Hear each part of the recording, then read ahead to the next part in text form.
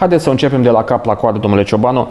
Republica Moldova se află într-o criză evidentă și politică și economică în special. Spuneți-mi, vă rog, noi poate suntem mai puțin cunoscători pentru că nu avem ochi de economiști.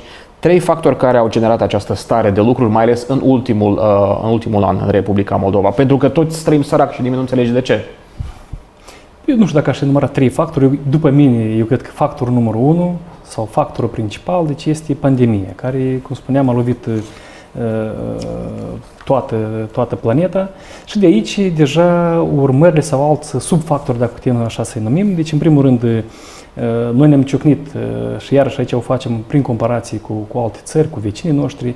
În primul rând, neglijența populației, da, față de această situație, neputința statului în raport cu această provocare și forța de muncă, în special, care, eu cred, după mine, va fi o problemă încă îndelungată, chiar după ce depășim pandemia. Vă referiți la migrația asta care se produce în Republica Moldova, migrația în străinătate a brațelor de muncă sau la altceva?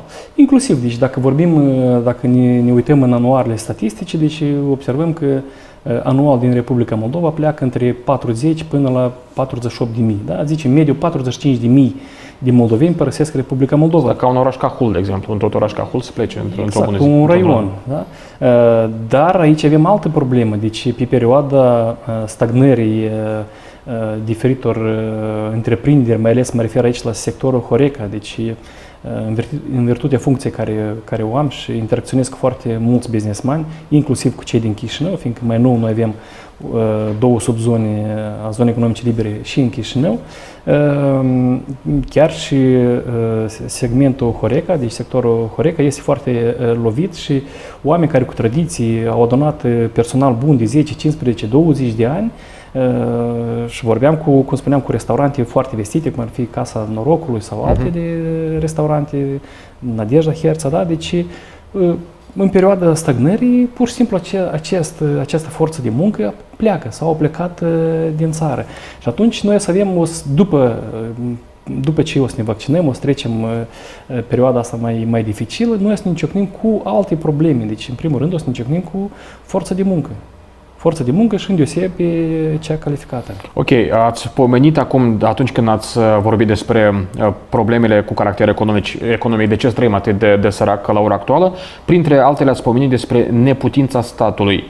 Ce ar fi putut să facă statul în situația curentă? Brațe de muncă plecate, migrațiune, Horeca nu funcționează. Ce nu s-a făcut corect?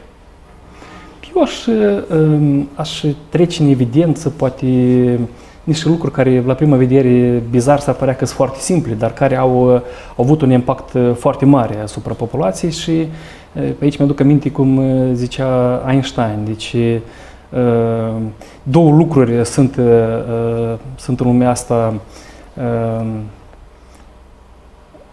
2 lucruri sunt infinite, da? Deci, universul și prostia.